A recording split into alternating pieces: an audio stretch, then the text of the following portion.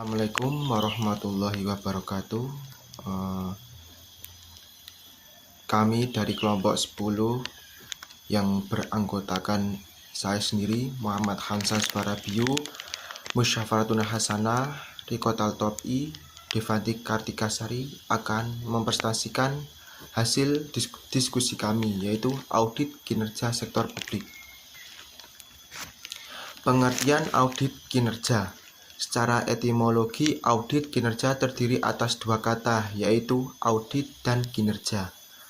Menurut Ares, audit merupakan kegiatan pengumpulan dan independen untuk menentukan dan melaporkan tingkat kesesuaian antara kondisi yang ditemukan dan kriteria yang ditetapkan.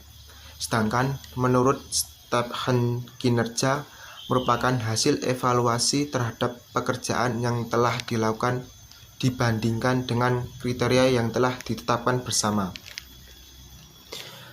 Pengertian audit kinerja. Audit kinerja merupakan suatu audit yang dilakukan secara objektif dan sistematis terhadap berbagai bukti untuk menilai kinerja entitas yang diaudit dalam hal ekonomi, efisiensi, dan efektivitas. Pasal 4 ayat 3 Undang-Undang Nomor 15 Tahun 2004 tentang pemeriksaan, pengelolaan, dan tanggung jawab keuangan negara mendefinisikan audit kinerja sebagai audit atas pengelolaan keuangan negara yang terdiri atas audit aspek ekonomi dan efisiensi serta aspek audit efektivitas. Audit kinerja untuk akuntabilitas publik. Pada sektor publik, audit kinerja dilakukan untuk meningkatkan akuntabilitas berupa peningkatan pertanggungjawaban manajemen kepada lembaga perwakilan, pengembangan bentuk-bentuk laporan akuntabilitas, berbagai indikator kinerja, perbaikan perbandingan kinerja antara organisasi jenis yang diperiksa, serta penyajian informasi yang lebih jelas. Keterkaitan audit kinerja dengan manajemen keuangan. Dalam melaksanakan audit kinerja, penting bagi auditor untuk memiliki pengetahuan yang memadai tentang pengolahan terhadap hasil-hasil, khususnya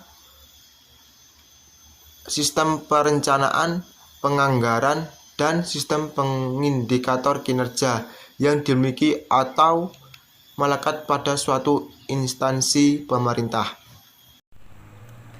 Selanjutnya yaitu perbedaan antara audit kinerja dan audit keuangan.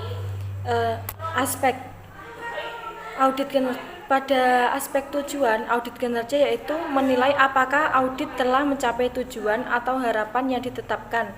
Sedangkan audit keuangan menilai apakah akun akan benar dan disajikan secara wajar. Pada fokus audit kinerja yaitu program dan kegiatan organisasi. Pada audit keuangan yaitu sistem akuntansi dan sistem manajemen. Pada dasar akademik, audit kinerja yaitu ekonomi, ilmu politik, sosiologi, dan lain-lain.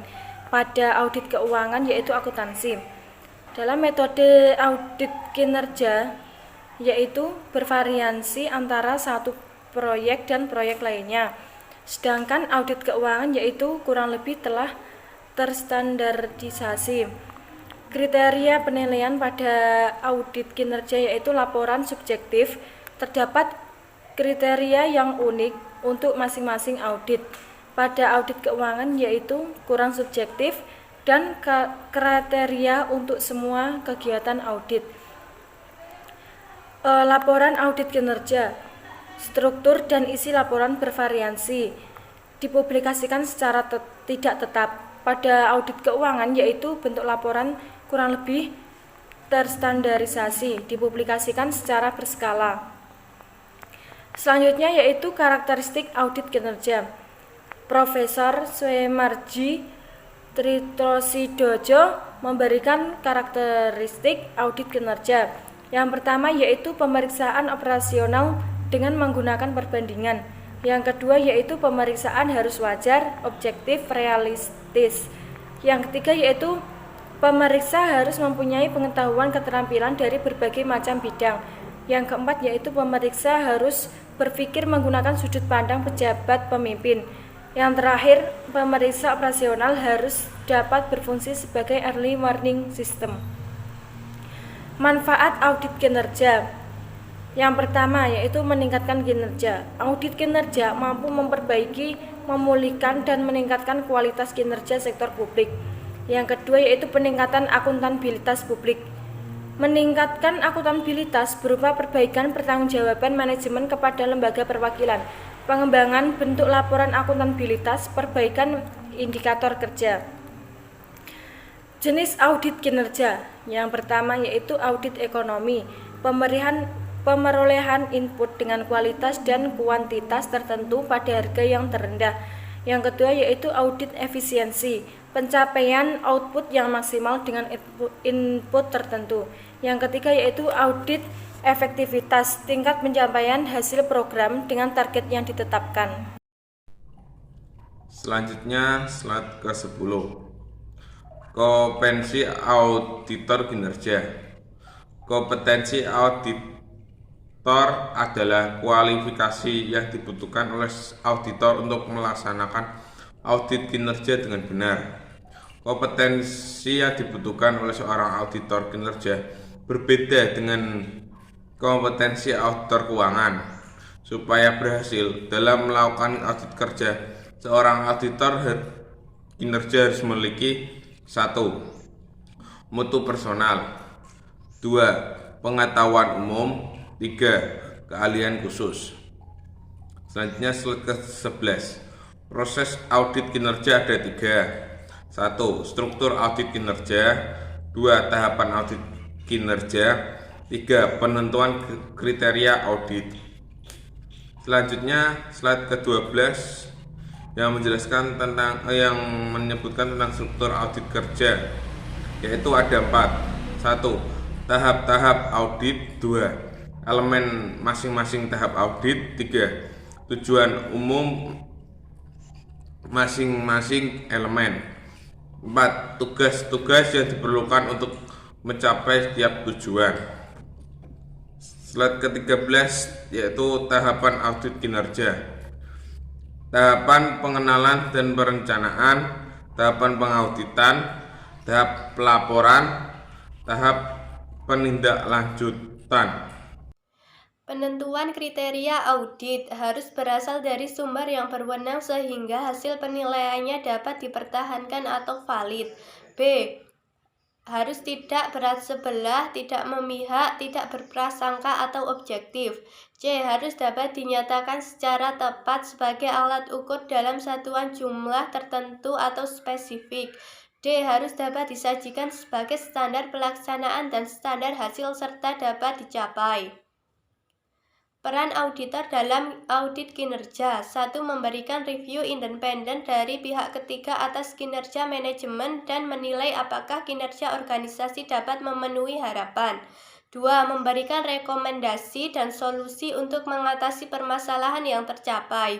3. Membantu manajemen mencapai kinerja yang baik. Optimalisasi kinerja pemerintah melalui performance audit. Dengan adanya otonomi daerah, maka pengelolaan keuangan daerah berada pemerintahan daerah sendiri, di mana perlu adanya sistem pemeriksaan yang efektif untuk memastikan bahwa dana desentralisasi yang telah dipercayakan oleh pusat kepada daerah telah dikelola secara transparan. Sistem pemeriksaan yang efektif tidak hanya yang konvensional tetapi juga 3E audit, yaitu audit ekonomi, efisiensi, dan efektivitas. Audit kinerja atau performance audit terhadap sektor pemerintahan dapat membantu masyarakat dalam mengetahui kinerja yang lebih lengkap dan dari organisasi pemerintah. Audit kinerja dapat dilakukan baik pada sektor swasta maupun sektor publik dan badan pemerintahan karena dari semua tujuan kepentingan masyarakat merupakan prioritas utama di Indonesia. Kita mengenal dua badan yang berhak melakukan audit, yaitu Badan Pengawasan Keuangan dan Pembangunan atau BPKP dan Badan Pemeriksaan Keuangan atau BPK.